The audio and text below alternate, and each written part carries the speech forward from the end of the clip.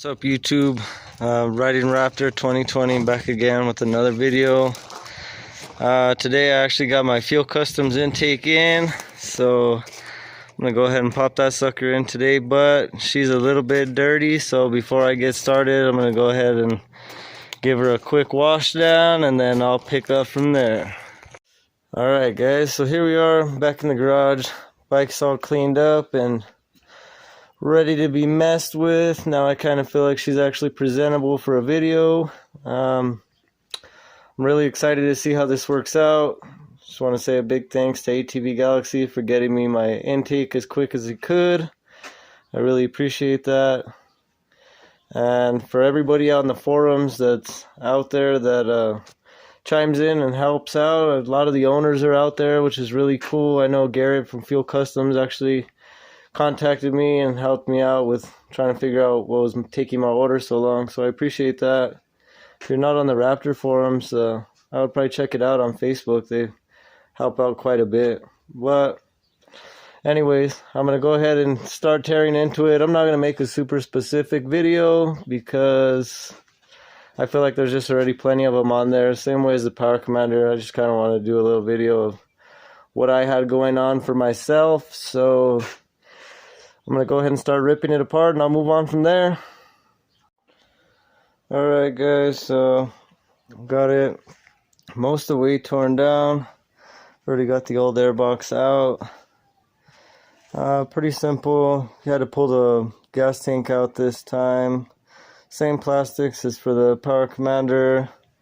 There was a few bolts that were kind of hidden down under there that were a little bit of a pain in the ass to take the airbox out of, but so far everything's been pretty straightforward. And I'll let you guys know where it goes from here. Let's hope we remember where everything goes. LOL. Alright guys, well here it is.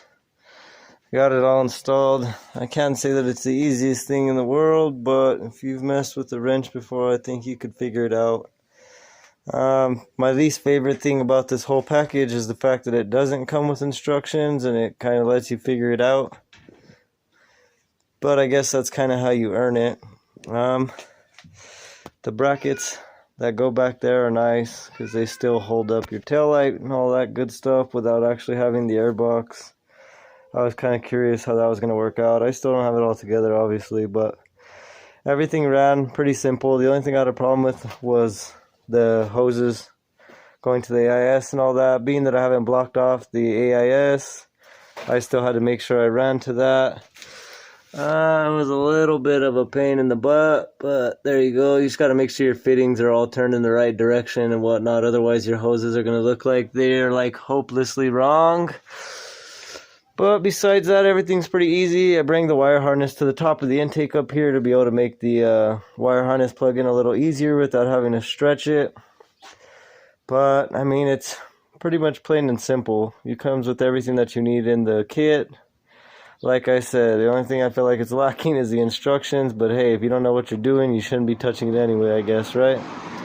So I'm going to go ahead and get it put back together. I gave her a start, and boy, it really sounds a hell of a lot louder than just having the airbox off, so I'm kind of excited to see what kind of power it brings. Alright guys, just came back from a quick little test ride, and what can I say but holy fucking balls. Wow, did it make a difference in the bike. I thought the Power Commander alone had made a big difference in it. Not only did it change the way it sounds, because now it almost don't even need an exhaust, but holy crap, the power difference is amazing.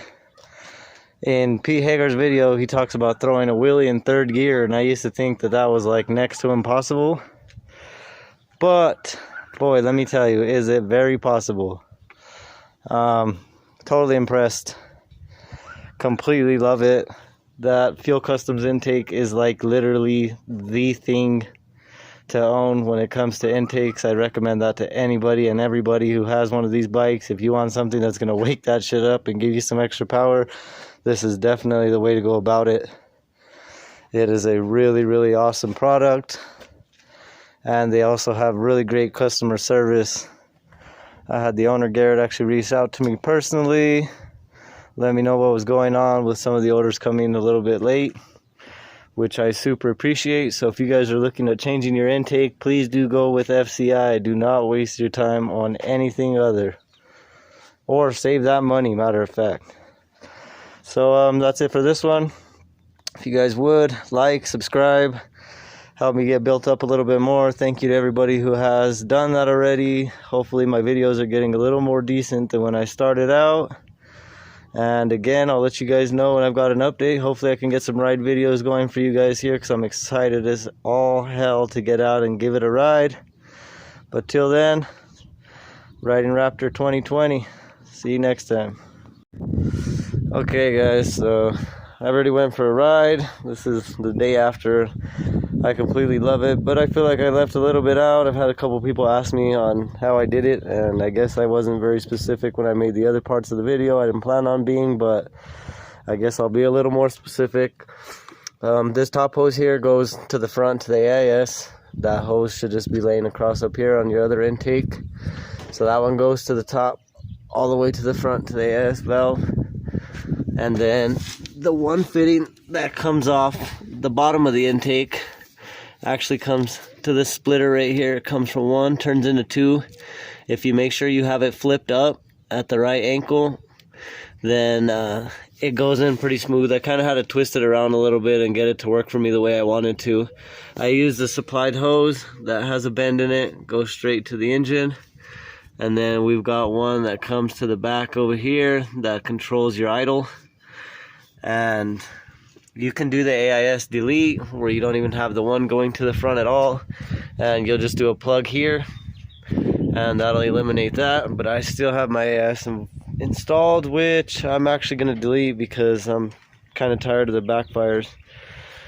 And then so the bracket obviously just comes across here, takes the same two bolts. If you're going to use the full box, I heard you actually need a couple longer bolts for right there, because it makes it a little thicker. And then you got the other bracket that comes with the kit. It mounts on the left side, and it actually holds your EFI, your computer. You've got to move this little bracket over, and besides that, I mean, it's pretty simple there. Let me show you how the brackets went into place. You make sure you leave them loose as you're putting the bottom and the top in, so that way you can kind of move it around a little bit and get everything lined up the way you need to. But I mean, that's just about it. Everything else is pretty simple. I mean, there's just the one plug on the top. Like I said, I did move the harness to the top of the intake though, just to make this able to plug in a little easier and not be so tight on it. I didn't want it to pull on it too hard. But anyways, hopefully that helps out a little bit more. So that's that. Thanks guys.